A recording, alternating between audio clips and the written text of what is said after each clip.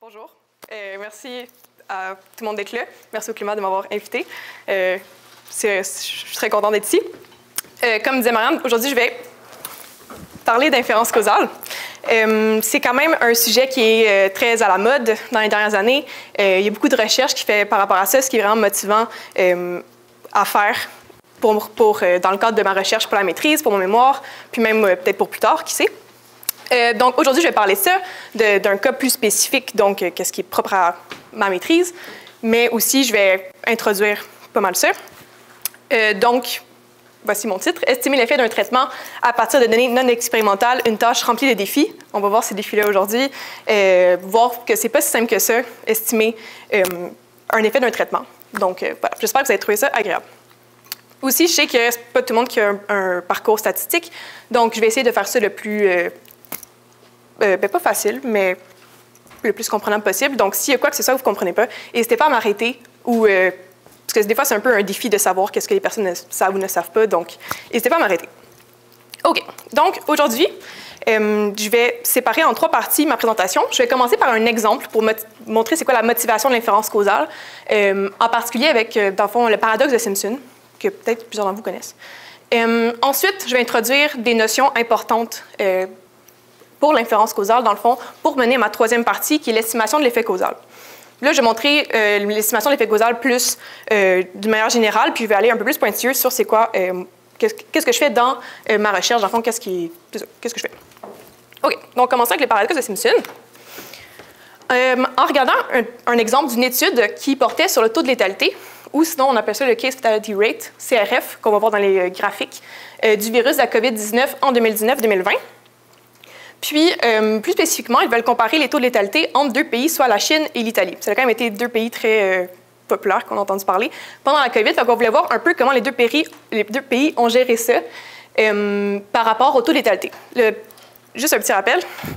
Le taux de létalité, c'est dans le fond, c'est le taux de mort par rapport à tous ceux qui l'ont eu. Donc, ce n'est pas par rapport à la population complète, c'est par rapport à ceux qui ont été contaminés par la COVID-19. OK. Donc, ça, je suis tout ça d'un article qui présente ensuite, à partir de données qui ont été données par la santé publique chinoise et italienne, ils ont fait 2 graphiques. Sur le premier, on voit tous les taux de fatalité CRF par groupe d'âge et au total. Puis ensuite, on voit la proportion des cas confirmés qui ont eu la COVID-19 par groupe d'âge encore. Là, l'autre bord. OK. Donc, je vais commencer par celui-là parce que c'est un peu lui qui va expliquer qu'est-ce qui nous motive à faire. Donc, tout d'abord, la Chine, c'est la bande bleue qui est là. Puis, l'Italie, c'est les bandes oranges. Donc, on regarde ça une première fois, puis on remarque que les distributions d'âge sont assez différentes. En particulier, on peut voir que la Chine, ça suit quasiment une loi normale. Donc, c'est une population assez jeune comparée à l'Italie, qui, elle, est plus centrée vers les groupes d'âge 70-79 ans. Donc, on peut comprendre que les personnes qui ont eu la COVID en Italie sont, en général, vraiment plus âgées que celles en Chine. Les proportions. Je ne parle pas en nombre absolu. Voilà. OK. Donc là, on a ça ici. Je fais le bord. Une personne pourrait s'intéresser à juste dire, bon, ben, je veux comparer les 2 groupes, je vais juste regarder le total puis voir c'est quoi la proportion du monde qui sont morts de la COVID versus en Chine versus en Italie, avec juste les données que j'ai. On peut voir ça. Puis, si je faisais juste ça, je pourrais me dire directement, OK, ben, je vois que l'Italie a un taux de létalité plus élevé que la Chine. Je pourrais dire, alors, je pourrais peut-être conclure quelque chose du genre, la Chine a peut-être mieux géré la pandémie que l'Italie, étant donné qu'il y a eu moins de décès parmi tous ceux qui ont eu la COVID, en proportion. Mais on peut aussi s'intéresser, on a pensé un peu à notre graphique qu'on a vu plus tôt, puis on voit que les distributions d'âge sont très différentes. Donc, est-ce que c'est bon de comparer seulement le total, sachant qu'ils ont comme des grandes différences, dont l'âge? Puis on sait que l'âge et la mortalité, c'est quand même quelque chose qui est quand même bien relié. Donc, on pourrait plutôt s'intéresser à, OK, je vais diviser toutes mes... je vais diviser toute ma population infectée plutôt en groupes d'âge, donc par bande 10. Puis là, voilà, je vois que finalement, c'est la Chine qui a... Pardon, il faut que je bouge mon ordi. OK. Puis là, je vois que finalement, c'est la Chine qui a pas mal, en fait, pour tous les groupes d'âge, un taux de létalité plus élevé que l'Italie. Je peux donc voir qu'il pourrait peut-être avoir une association taux de létalité avec l'âge, parce que je vois qu'il y a clairement quelque chose qui fait que ça change lorsque je tiens compte de l'âge. Donc voilà. Donc si je pense plus par groupe d'âge, je pourrais plutôt dire qu'au contraire, l'Italie a l'air de mieux gérer la pandémie que la Chine. Là, je dis mieux gérer, là, mais je pense qu'ils font leur possible. Mais en tout cas, voilà. OK. Donc là, je fais un petit résumé là, pour montrer que la tendance s'inverse pas mal. Puis ça, c'est vraiment un exemple parfait du paradoxe de Simpson. Donc, qu'est-ce que j'expliquais un peu plus tôt? Soit qui est une association qui est lorsqu'une association estimée à partir d'un échantillon au complet va être inversée lorsque je vais stratifier l'échantillon en sous-groupes. En particulier, on va appeler ça de la confusion en inférence causale. Donc, c'est vraiment à ça qu'on va s'intéresser, à éviter de la confusion en pensant à des facteurs qui pourraient influencer l'analyse. Un autre exemple, parce que ça arrive quand même très souvent, ces affaires-là, en 1910, il y a eu une étude, dans le fond, sur le taux de mortalité de la tuberculose, puis on comparait deux villes, soit la ville de Richmond, en Virginie, et celle de New York. Puis, en regardant le total, on voyait que le taux de mortalité pour la tuberculose était plus élevé pour la ville de Richmond que celle de New York. Donc, encore une fois, pour avoir une certaine conclusion par rapport à l'efficacité de la ville. Mais lorsqu'on se stratifiait par ethnicité, on voyait plutôt que la ville de New York... Je ne sais pas si j'ai dit le contraire. En tout cas, lorsqu'on mettait par ethnicité, on voyait que la ville de New York avait un taux de mortalité plus élevé que la ville de Richmond, ce qui était le contraire quand on regardait l'échantillon complet. Donc, ça aussi, c'est quand même intéressant. Puis, j'aurais pu montrer les données, mais en 1910, le concept d'ethnicité n'était pas pareil comme maintenant. J'ai donc décidé de ne pas montrer les données. Le tableau est un peu douteux. Mais si ça vous intéresse, il y a plein d'articles sur Internet qui parlent de ce cas spécifique-là. Donc, voilà. OK. Donc, c'est ça le paradoxe de Simpson, puis c'est ça qui explique un peu pourquoi on fait de l'inférence causale. Parce que on se rend compte qu'il pourrait y avoir plein de sources de confusion un peu partout, ethnicité, âge et tout, qu'il faut tenir compte. Puis c'est dur, d'avant, de pouvoir estimer l'effet d'un traitement s'il y a plein d'affaires de même qui pourraient influencer. Donc voilà, c'est un peu ça à ce que ça sert, puis c'est à ça qu'on s'intéresse. Est-ce que c'est bon, patate? OK. Les Simpsons, c'était-tu relié à ça? C'était-tu Simpson des numériques? Je sais pas, malheureusement. Je connais juste le paradoxe. Je sais pas. Pardon. OK. Donc, inférence causale. Là, je viens d'en parler un peu. Une meilleure définition serait juste, dans le fond, de dire qu'on souhaite estimer l'effet d'une variable d'exposition A. Souvent, moi, je vais parler de traitement. Sur une variable d'intérêt Y, par exemple la mortalité, le poids, peu importe, en tenant compte de facteurs K qui peuvent influencer l'analyse. Par exemple, K, on avait plutôt l'âge, l'ethnicité, quoi que ce soit. Donc, de manière graphique, ça serait comme ça. Donc, plutôt avec notre exemple, on avait que l'exposition A, c'est le pays. Donc, je suis soit en Chine, soit en Italie. Puis, je veux voir c'est quoi l'effet que je suis dans un pays ou d'un autre par rapport à mon taux de létalité CRF. Donc, moi, je vais estimer la flèche bleue. Mais je sais que des variables, par exemple l'âge, qui pourraient affecter la mortalité et aussi comme avoir une association avec le pays. Comme on a vu, les distributions étaient différentes dans chaque pays. Si je reviens avec ma notation plus générale, bien là, j'ai mon traitement A, ma réponse Y et mon facteur K qui peut influencer le traitement et la réponse. C'est noté que pendant toute la présentation, moi, A, c'est un traitement, puis c'est aussi un traitement binaire. Donc, elle va prendre deux valeurs, 1 ou 0. 1, c'est si j'ai reçu le traitement, 0 si je ne l'ai pas reçu. Puis c'est ça, ça va être avec A tout le long. Donc, des fois, vous allez avoir des A égale 1 égale 0. C'est juste A est égal à 1, j'ai eu le traitement. A égale 0, je n'ai pas eu de traitement. K et Y peuvent prendre n'importe quelle nature, peuvent être continues, catégorielles, peu importe. OK. Donc, les diagrammes qu'on vient de voir là sont très importants. Ils peuvent sembler très basiques, genre c'est juste des flèches puis des variables. Mais c'est quand même très important parce qu'ils permettent plusieurs affaires, dont représenter les relations entre différentes variables d'intérêt. Là, j'ai pas dit, ça s'appelle un diagramme causal. Normalement, on travaille sur les diagrammes causales qu'on appelle acycliques. Donc, c'est ça. On peut représenter les relations entre différentes variables d'intérêt. Puis, ça nous permet aussi de visualiser, dans le fond, toutes les dépendances causales et statistiques. Mettons, on peut voir que l'âge était relié à plusieurs choses. Donc, ça nous permet de visualiser ça. Puis, ça nous permet ainsi d'identifier les facteurs confondants potentiels qu'il faut tenir compte dans l'analyse. Donc, mettons l'âge. Oui, c'est pas mal ça.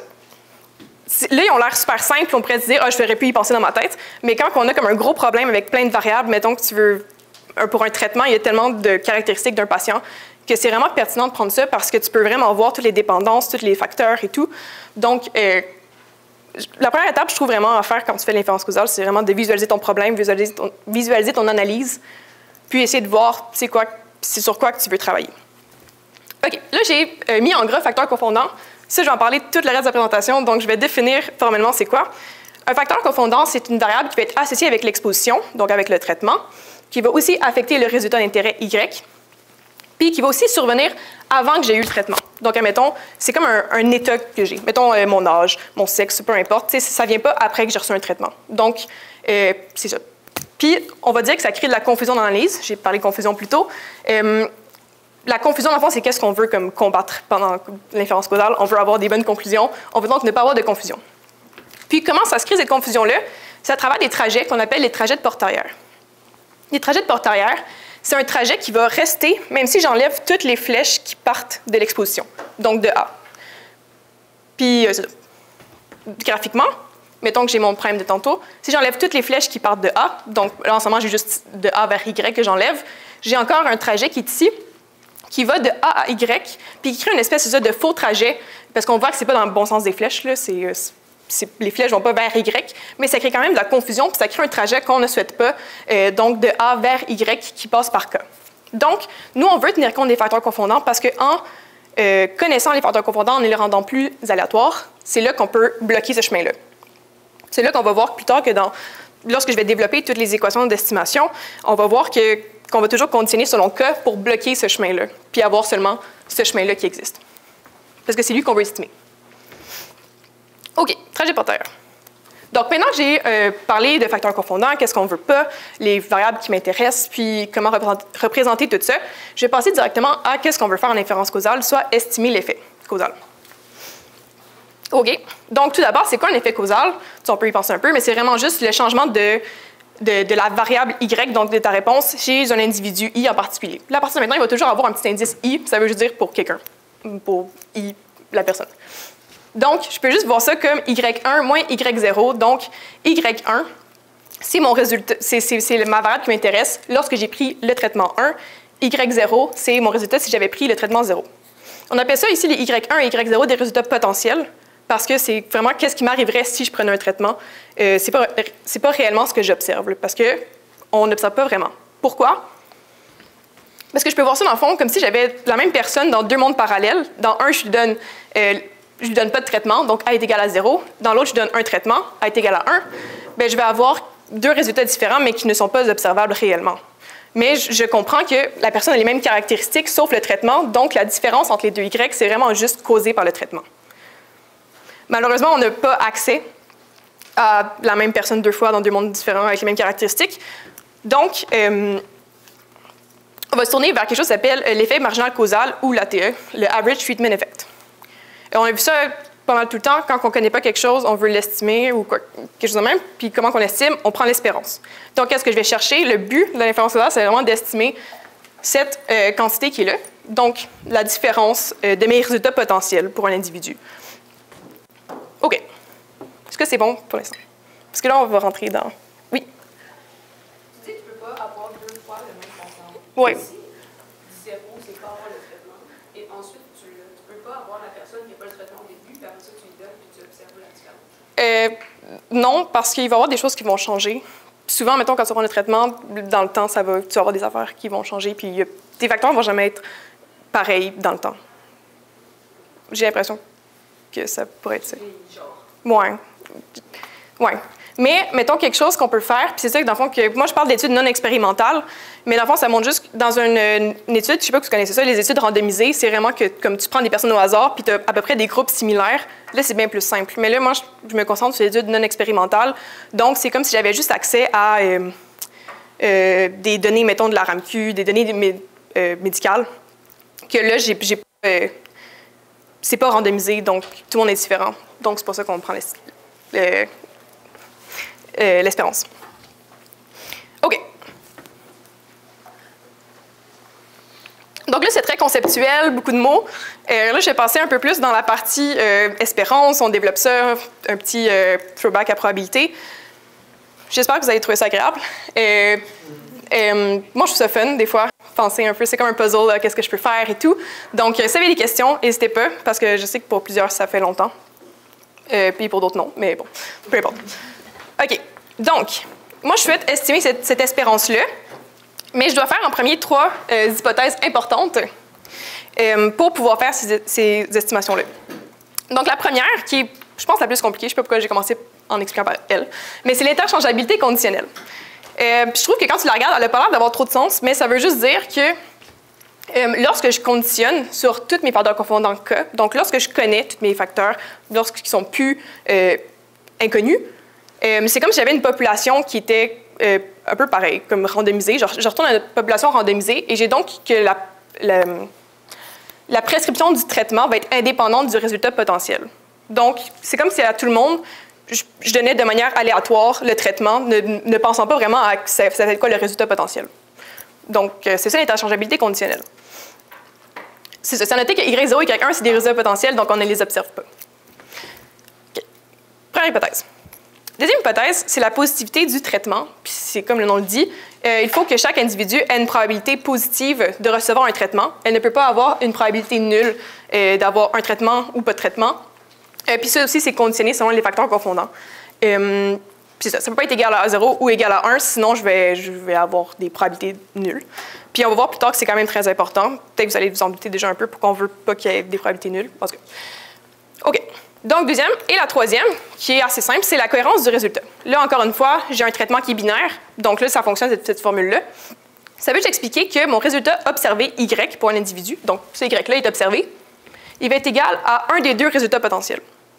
Par exemple, si j'ai eu le traitement, j'ai que mon A est égal à 1, et donc nécessairement que je vais avoir 1 fois Y1 plus 1 moins 1 fois Y0. Donc nécessairement, je vais avoir que mon Y observé, c'est égal à Y1.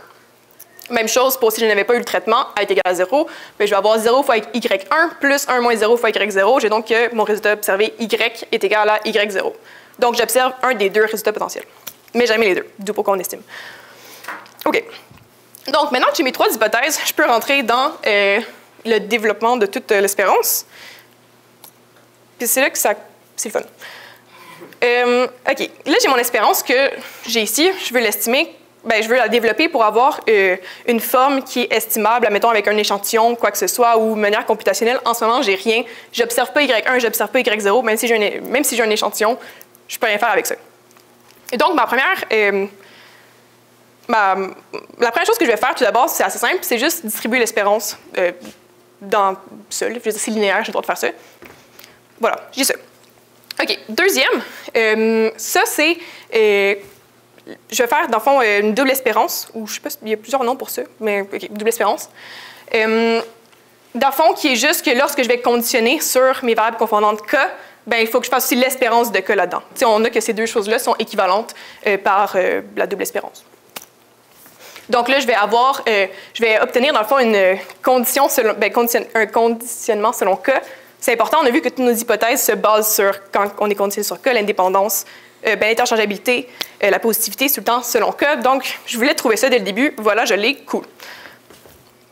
OK. Troisième étape, qu'est-ce que je vais faire? C'est ajuster mon traitement dans la condition. Donc, j'ai mis que le traitement est égal à 1, donc j'ai eu le traitement, et dans l'autre, que le traitement est égal à 0. Pourquoi j'ai le droit de faire ça? C'est vraiment avec ma première hypothèse qui était l'interchangeabilité conditionnelle, qui disait que lorsque conditionné sur K, Y potentiel et A étaient indépendants. Donc, si c'est indépendant, j'ai le droit de le mettre dans la condition, ça ne va rien changer. C'est équivalent les deux qui sont là. Est-ce que c'est bon à date? Cool. OK. Donc là, j'ai ça maintenant. Je ne sais pas si vous pouvez voir un peu qu'est-ce que je peux faire. Là, j'ai comme une étape qui est que j'ai Y1 sachant que j'ai eu le traitement 1, puis Y0 sachant que j'ai eu le traitement 0. C'est un peu circulaire tout ça. On a vu plutôt avec l'hypothèse de cohérence que nécessairement, si j'ai reçu le traitement 1, mon Y observé, c'est Y1. Je peux donc enlever le 1 et le 0 ici, parce que je sais quel traitement j'ai reçu. Et là, je reviens à une forme qui est comme ça. Donc, j'ai juste enlevé les indices. Ça peut avoir l'air comme, OK, j'ai juste fait ça. Mais non, parce que je passe directement de Y potentiel, donc que je n'observe pas, à un Y observé. Donc là, je peux, avec un échantillon, avoir les Y et pouvoir continuer avec ça. Donc là, j'ai pas mal toutes des choses que je connais, que si j'avais une base de données, j'ai. Donc, j'ai la réponse Y, j'ai le traitement que j'ai reçu, ça, on le sait déjà d'avance. Puis, j'ai aussi ces caractéristiques qu'on suppose qu'on a toutes, là, genre, mettons, l'âge, toutes ces caractéristiques. Donc là, j'ai une forme qui sont toutes disponibles dans un jeu de données. Super. À cette étape-là, je pourrais m'arrêter ici et faire quelque chose qui s'appelle le calcul G. Mais moi, j'ai jamais fait ça.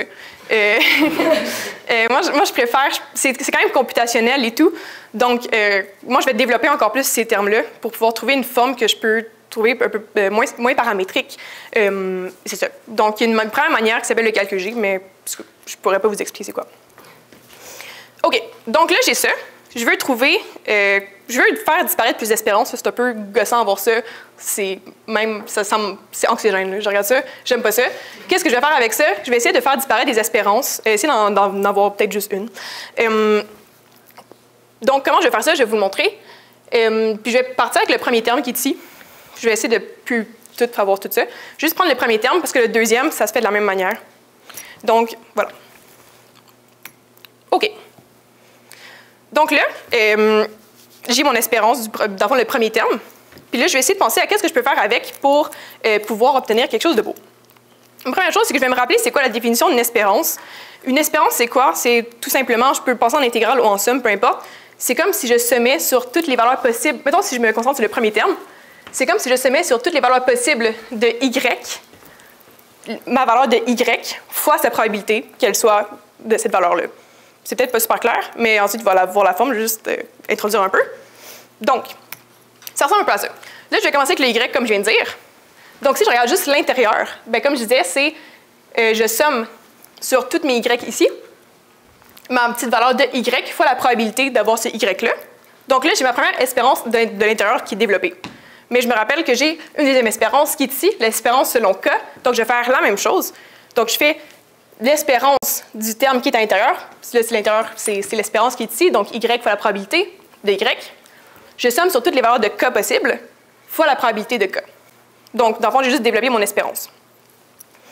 Je pense que c'était la grosse étape. Genre, après, ça va être 10 fois 1, peut-être ça va là. Donc, c'était juste ça, se rappeler qu'est-ce qu'une une espérance. C'est sûr qu'il pourrait y avoir d'autres manières, puis le laisser en espérance, mais moi, je trouvais ça plus simple, puis de travailler en somme.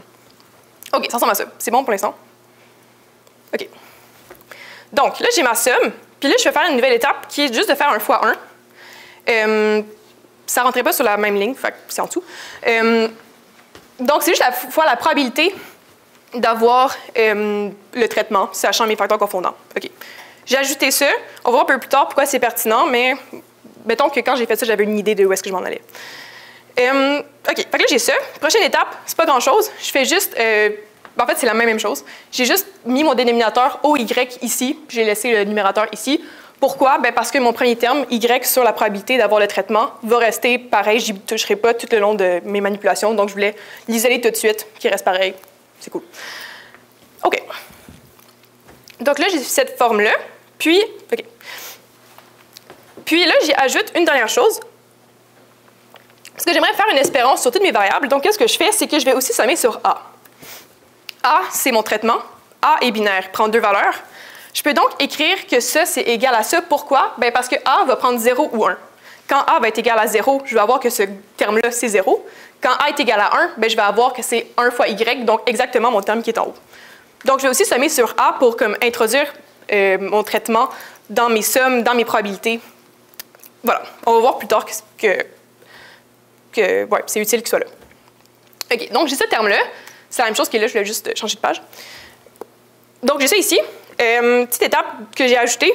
Je ne sais pas pourquoi je ne l'ai pas faite plus tôt, là, mais c'était peut-être pour montrer vraiment du sonnet.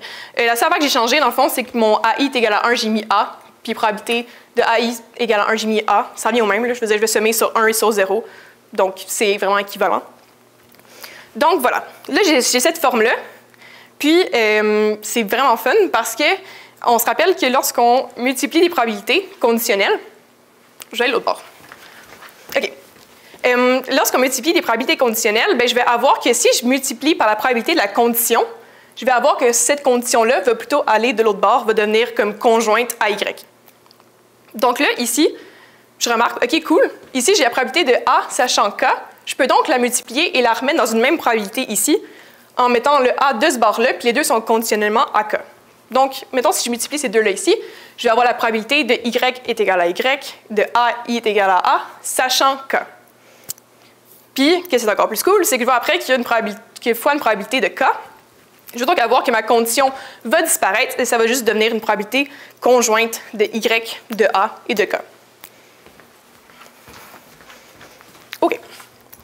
Donc, j'obtiens ça. Qu'est-ce que je viens de dire? Donc, on voit que c'est quand même cool. T'sais, on part de quelque chose de gros, on agrandit ça, puis on revient un peu à quelque chose. Puis là, une autre chose qui est satisfaisante, c'est que je me rappelle un peu c'est quoi la définition d'une espérance. Ben, c'est tout simplement, je somme sur les valeurs de mon espérance fois la probabilité. Puis là, je vois ici que je somme sur Y, K et A, puis j'ai la probabilité conjointe de Y, A et K. Qu'est-ce que je peux faire? Ben, je peux le remettre en espérance, puis ça va être l'espérance du terme qui est comme en dehors de la probabilité, soit ce terme-là. Donc, si je fais l'espérance de ça ici, ça va ressembler à ça. Donc, là, il y a une indicatrice, il ne faut pas avoir peur. C'est juste, dans le fond, mon Y, ben, je le remets en aléatoire, c'est un Y. Ma probabilité reste ici comme ça. Puis, mon petit A, qui est l'indicatrice de si je veux le traitement ou non, ben, va donner une indicatrice ici de si je veux le traitement ou non. Donc, voilà, j'ai ça. Puis, l'espérance, c'est selon Y, K et A. OK. Donc, je retrouve cette forme-là qui est plus satisfaisante, puis je peux travailler avec. Est-ce que c'est bon pour ça? OK. Donc là, j'ai ça maintenant. Puis, similairement, pour un traitement qui est nul, ben, ou ne pas avoir de traitement, je vais avoir un peu la même chose. Je vais avoir l'indicatrice que je n'ai pas eu de traitement, puis je vais avoir la probabilité de ne pas avoir de traitement au dénominateur. Donc voilà.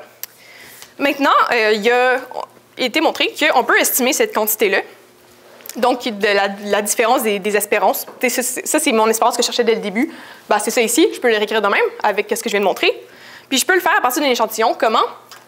À partir de ça. Voici comment je peux écrire ça avec un échantillon. Voilà, c'est ça.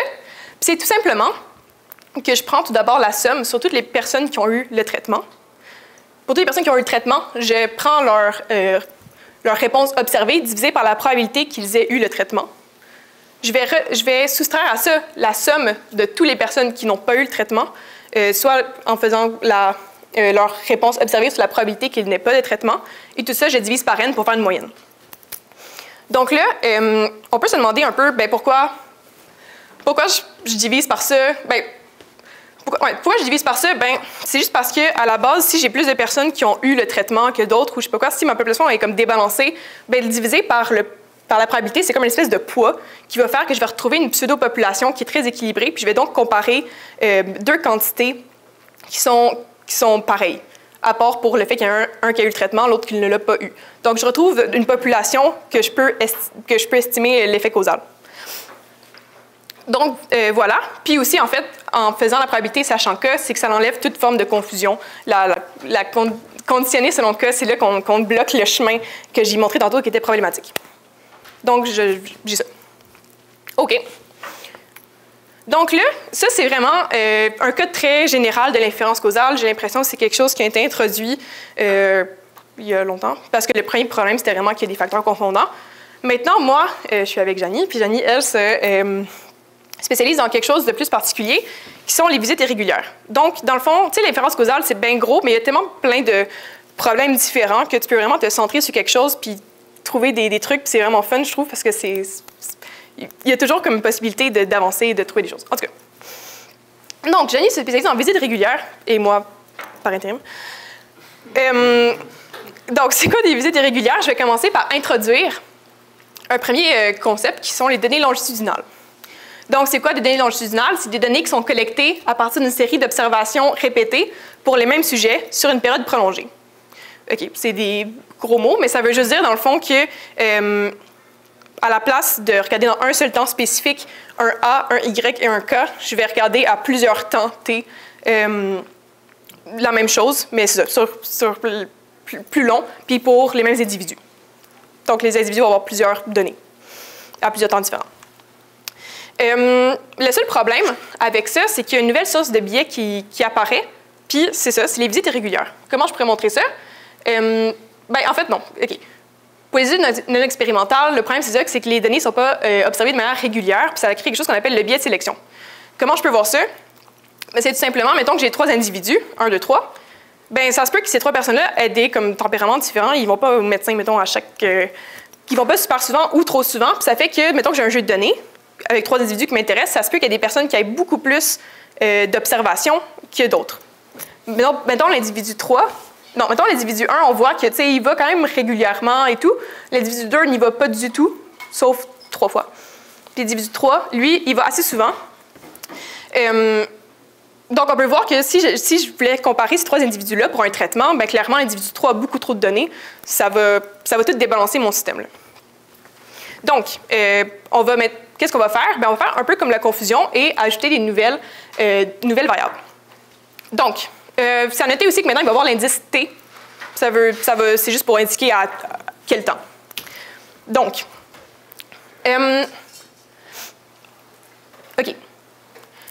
Donc, j'ai introduit 2 nouvelles variables. Le premier, c'est le nombre de visites enregistrées d'un patient I au temps T. Donc, c'est juste, dans le fond, je vais être à un temps, mais je vais voir depuis le début de l'étude, il y a eu combien d'enregistrements de données. Donc, dans le fond, on a recueilli combien de fois, mettons, c'est Y. On va ensuite mettre DN, qui est l'indicatrice d'une visite au temps T. Comme le dit le nom, ben, c'est juste, dans le fond, si la personne a eu une observation enregistrée un Y au temps T, bien, ça va être égal à 1, sinon ça va être égal à 0. OK. Donc, déjà, l'indicatrice de 0 ou 1, on peut essayer déjà de penser un peu, on peut relier ça un peu à un traitement. J'ai reçu le traitement ou pas le traitement. Là, c'est j'ai observé une donnée, je n'ai pas observé de donnée. Donc, qu'est-ce que je vais faire? Bien là, je sais que j'ai une nouvelle variable, je vais voir comment elle agit. Bien, je vais faire un diagramme causal pour voir qu'est-ce qui se passe avec tout ça. Donc là, j'ajoute ma nouvelle variable qui peut vraiment avoir des associations ou non. Tu sais, j'ai mis des pointillés parce que c'est pas tout le temps certain, mais je pourrais dire qu'elle pourrait avoir un effet sur ma réponse, que j'observe ou non. Elle peut avoir une association avec le traitement qui m'a été donné au temps T, et aussi par mes facteurs confondants. Par exemple, on peut penser que quelqu'un qui est plus âgé va aller plus souvent chez le médecin. Donc, on pourrait vraiment imaginer une flèche de K vers DN. Donc voilà, j'ajoute une nouvelle variable, puis un peu comme j'ai fait avec les facteurs confondants et la probabilité de traitement, je vais avoir un estimateur qui ressemble pas mal, sauf qu'il est un peu plus long. Mais ça ressemble vraiment beaucoup dans un sens où je fais juste multiplier par, dans le fond, l'indicatrice que j'ai eu une visite ou non, divisé par la probabilité que j'ai été chez le médecin, sachant le traitement que j'ai eu, sachant les facteurs confondants. Donc ça, ici, c'est vraiment comme la même chose que tantôt quand je divisais par la probabilité. Puis ça ici, ça va, dans le fond, recréer une population où est-ce que j'ai des données qui sont égales pour tout le monde. Donc, où est-ce que les individus qui sont surreprésentés ne sont plus autant surreprésentés, puis les personnes qui ont peu de données vont en avoir plus. Dans le fond, ça, c'est vraiment comme un poids qui fait que je vais avoir 2 groupes balancés que je vais pouvoir comparer. Donc, c'est ça. Oui? Est-ce que le calcul de l'effet causal moyen ici est spécifique au temps T ou c'est vraiment jusqu'à la fin du traitement? En ce moment, je suis dans un traitement aigu, fait que c'est vraiment au temps T. Je veux voir c'est quoi l'effet de mon A à ce temps T-là sur mon Y, sachant que j'ai été observé ou non. Donc, ouais, c'est à un point spécifique. OK. Donc, ça l'amène, dans le fond, un peu... c'est une bonne question, parce que c'est un bon slide-in vers mon prochain sujet, qui est mon sujet de maîtrise, qui, dans le fond, comme je disais tantôt, c'est un cas vraiment spécifique de l'inférence causale, les visites irrégulières et tout, pour passer un peu à, OK, qu'est-ce qu'on voudrait faire de plus pour mon mémoire? Donc, on a pensé un peu au fait que c'est pas super réaliste de juste estimer l'effet d'un traitement T à un temps Y à ce temps-là, parce que la plupart du temps, quand tu prends un traitement, quand tu prends un médicament ou peu importe, ben, tu vas voir que ça va avoir un effet à long terme. Mettons, je prends les antidépresseurs, peut-être que ça va avoir un effet aujourd'hui, mais ça va aussi avoir un effet dans 3 mois et tout. Donc, c'est pas très réaliste de penser que si je prends un traitement au temps T, ça va avoir directement un effet sur Y et rien de plus. Donc, qu'est-ce qu'on s'intéresse plutôt? C'est à l'effet d'un traitement qui est cumulatif. Puis là, j'ai dit sur une réponse continue. Là, moi, dans mon cas, comment j'ai simulé, c'est une réponse qui est continue. Donc, j'ai un traitement, c'est ça, que je prends de manière cumulative. Cumulative. Donc, voilà. Tous les Y vont être un peu interreliés avec les A. De manière graphique, ça ressemble un peu à ça, mais je l'ai simplifié un peu parce que j'ai mis plus de variables. Mais, dans le fond, qu'est-ce que j'ai fait? C'est que j'ai une dose prescrite à la base. Mettons qu'on me donne 60 jours de médicament. Mettons qu'on me donne 5 jours pour prendre un médicament, bien là, je vais avoir comme 5 doses différentes, la dose 1, la dose 2, la dose 3, la dose 1, la dose 5, qui vont être reliées entre elles par le fait qu'il y a des flèches qui font que ça se relie.